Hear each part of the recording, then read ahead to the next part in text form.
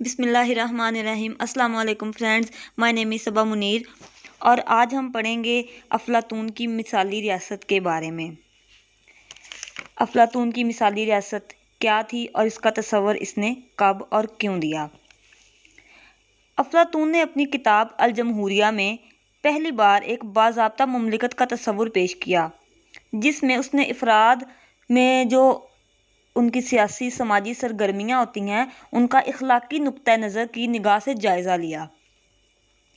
उसने जिस रियासत का तस्वुर पेश किया ये अपनी इनफरादियत की वजह से मिसाली रियासत कहलाती है।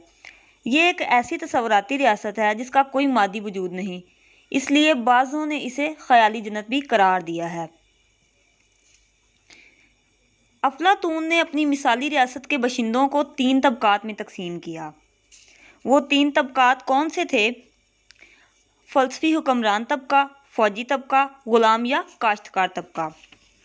अफलातून ने फ़लसफ़ी हुक्मरान तबका में ये कहा कि जो लोग फ़लसफ़ी हैं हुक्मरान उन्हें बनना चाहिए, पावर उनके पास होनी चाहिए। उसके नज़दीक फ़लसफ़ी होना किसी भी सरबराह के लिए ज़रूरी है, क्योंकि एक फ़लसफ़ी ही इस बात का इल्म रखता है कि मिसाली रियासत के तकाज़े क्या होते हैं और फिर उन्हीं तकाज़ों को पेश नज़र रख के एक फ़लसफ़ी ही मिसाली मुआशरा कायम कर सकता है। दूसरा उसने ये कहा कि फ़ौजी तबका इसे दूसरे नंबर पे आना चाहिए। अफलातून का कहना था कि रियासत को इस तबके की बेहतर तरबियत करनी चाहिए, इसे ताकतवर बनाना चाहिए ताकि वो जंग की सूरत में बहादुरी और दलेरी से रियासत का दफा कर सकें। उसने फ़ौजियों को मुमलिकत का मुहाफ़िज़ भी करार दिया।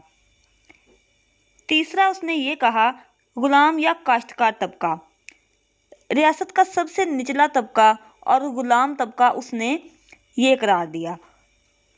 उसने कहा कि इस तबके में काश्तकारों, दस्तकारों और ताजरों को शामिल किया जाना चाहिए।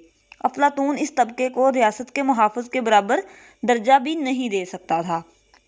उसने ग़ुलामों और काश्तकारों को सबसे निचले दर्जे में शामिल किया। इसी तरह उसने इंसानी रूह को मिसाली रियासत की बुनियाद बनाया और इंसानी रूह को 3 अनासिर पर मुश्तमिल करार दिया। इश्तिहा अफलातून के नज़दीक मिसाली रियासत की तश्कील में इश्तिहा बुनियादी किरदार अदा करती है। अफलातून का कहना है कि इंसान की ख्वाहिशात, भूख यही इश्तिहा हैं और इसके लिए उसे दूसरों पर इन्हसार करना पड़ता है। इंसान को अपनी ख्वाहिशात की तस्कीन के लिए, उनकी तकमील के लिए दूसरों पर इन्हसार करना पड़ता है, उनसे मदद लेनी पड़ती है। उसके नज़दीक ग़िज़ा, लिबास और रहाइश बुनियादी ज़रूरियात हैं जिनके हसूल के लिए एक फ़र्द को दूसरे फ़र्द का दस्ते नगर होना पड़ता है। रूह की दूसरी बुनियाद उसने हौसला या जज्बा करार दिया। अफलातून दरमियानी तबके को हौसले से मुशाबहत देता है। इस तबके में वो फ़ौजियों को शामिल करता है जो हिम्मत और हौसले के हामिल होते हैं।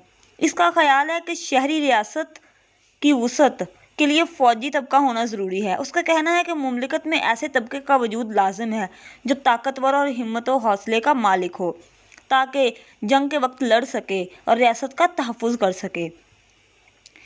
तीसरी बुनियाद उसने अक़ल और फ़हम व अदराक को करार दिया। अफलातून के नज़दीक इंसानी जहन की दर्जाबंदी में अक़ल हुक्मरान है, जबकि बाकी दोनों अनासर यानी हौसला और इश्तिहा इसके मातहत काम करते हैं। उसने हुक्मरान को अक़ल से तशबीह दी है, यानी जिस तरह उसने ये कहा कि फ़लसफ़ी को ही हुक्मरान होना चाहिए, इसी तरह उसने अक़ल को फ़लसफ़ी के साथ मिलाया है और फ़लसफ़ी को हुक्मरान करार दिया है। उसके नज़दीक हुक्मरान को सबसे ज़्यादा अक्लमंद होना चाहिए और इंसान का फ़लसफ़ी होना उसके नज़दीक ज़्यादा अक्लमंद होना है। अफलातून की मिसाली रियासत का हुक्मरान एक बादशाह फ़लसफ़ी है। उसके नज़दीक वो शख्स हुक्मरान नहीं बन सकता जिसने फ़लसफ़े की तालीम हासिल ना की हो। आई होप कि आपको वीडियो बहुत पसंद आई होगी। कमेंट में ज़रूर बताइएगा और चैनल को सब्सक्राइब करें ताकि आने वाली वीडियोज़ आपको मिलती रहें। अल्लाह हाफिज़।